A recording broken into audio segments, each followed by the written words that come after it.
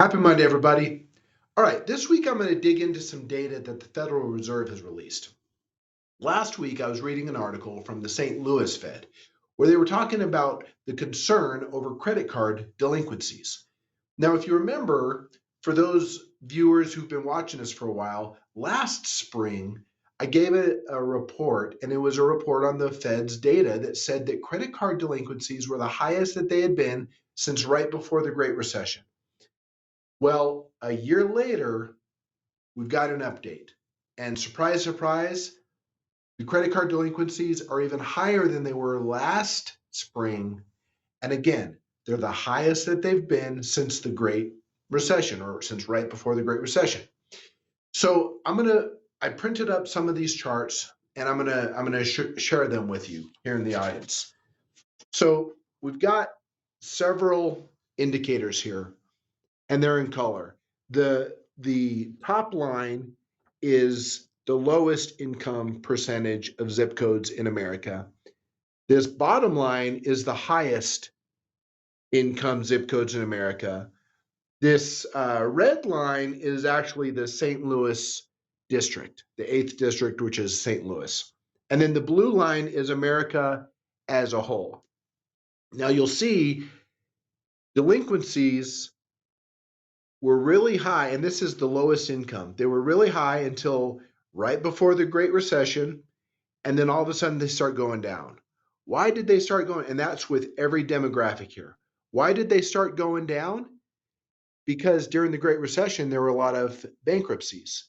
And so if you were delinquent in your credit card and all of a sudden you filed bankruptcy, that debt is forgiven. And so those delinquencies, you're no longer delinquent. It's bankrupt, so that's not good, but you don't have delinquent credit card balances anymore. And so that continued to go down until about 2020, well, really, COVID. That's when it started going back up. Then you had stimmy checks, and then all of a sudden they start coming up again. Well, here's the data. This is 30-day delinquencies, and I'm about to show you the 90-day delinquencies also. But when it comes to the lowest income, it's almost as high as it ever was right before the Great Recession. The highest income, that's concerning. Those are high income earners, and here we are. Now, we've had a sharp uptick in the last couple years. Now, we're still about half, well, about three quarters of as high as it got at the worst part right before the bankruptcy started coming. But that's not a good sign. Now, St. Louis, we're not going to really look at that because that's a specific district that doesn't necessarily apply to our viewers. But here's the United States as a whole. Here it is now, and here is right before the Great Recession. So it did get worse during right before the Great Recession with all the bankruptcies, but it's climbing. Kind of concerning. All right, here's the 90-day. So 90-day means that they've been delinquent not just for 30 days, like the last chart, but for 90 days. And the trends are very similar, except that when it comes to the US as a whole, this line is even higher, getting closer to that top. Same with these high income zip codes. They are climbing higher, close to the top to where they were before. Okay. Now, one more chart. This is actually, before I go there, I do want to say the report I was reading from the St. Louis Fed, it was interesting. The final conclusion, the author said, it's surprising that credit card delinquencies are so high given that employment is doing so well. What does that mean? Well, as you know, Greg and I have been questioning the employment numbers that have been released for the last 2 years. They keep showing that, oh, great, employment's at an all-time low. Don't believe your eyes. You're doing better than you were 4 years ago. All that stuff.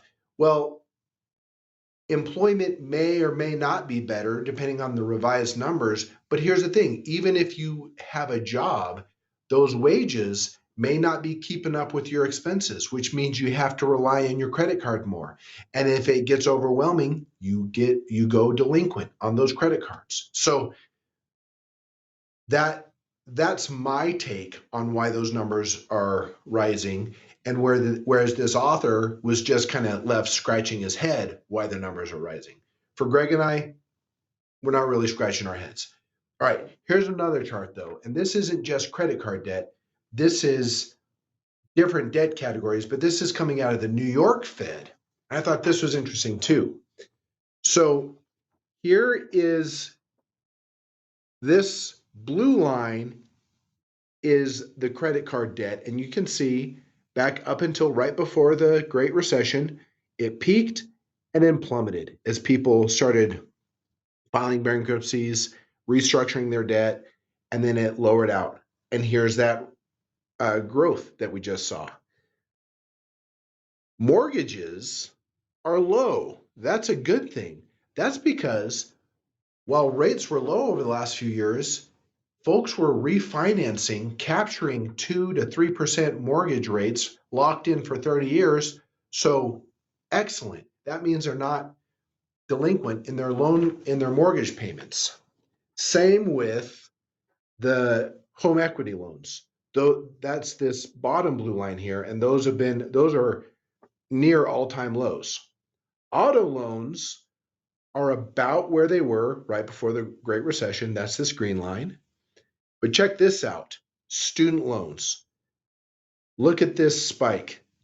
That's what I was talking about recently in one of our videos, how student loans have been on pause, and all of a sudden, borrowers have to pay them back. And guess what?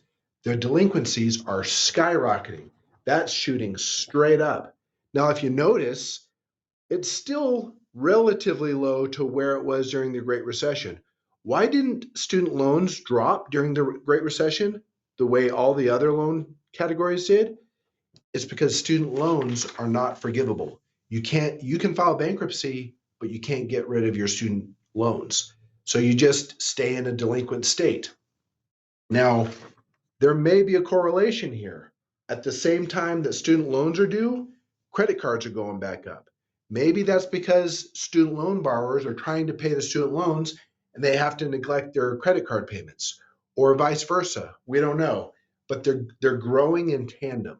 That's a concern. Why is that a concern? It means there's less money going into the economy because people are paying their loans back, or even worse, not paying their loans back. And those credit cards are maxed out, which means they can't continue to add to those credit card balances, and they're not paying them down. That's not a good state.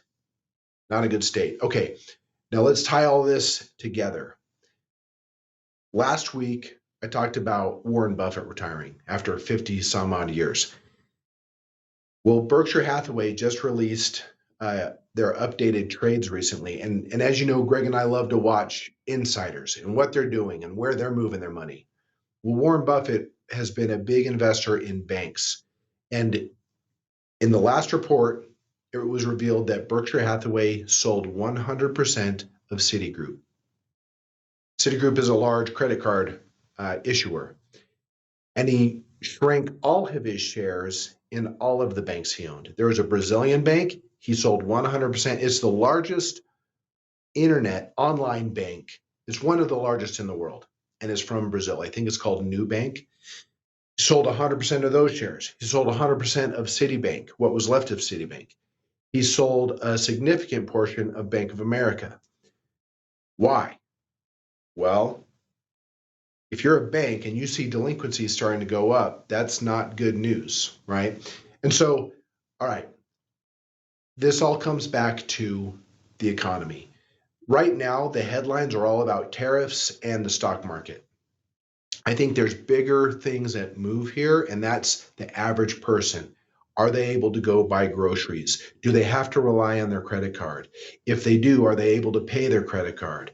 Now that they have those student loans with an average payment of $400, do they have to pay that? Because if so, that's $400 a month less that was going into the economy that is now going back to student loan payments.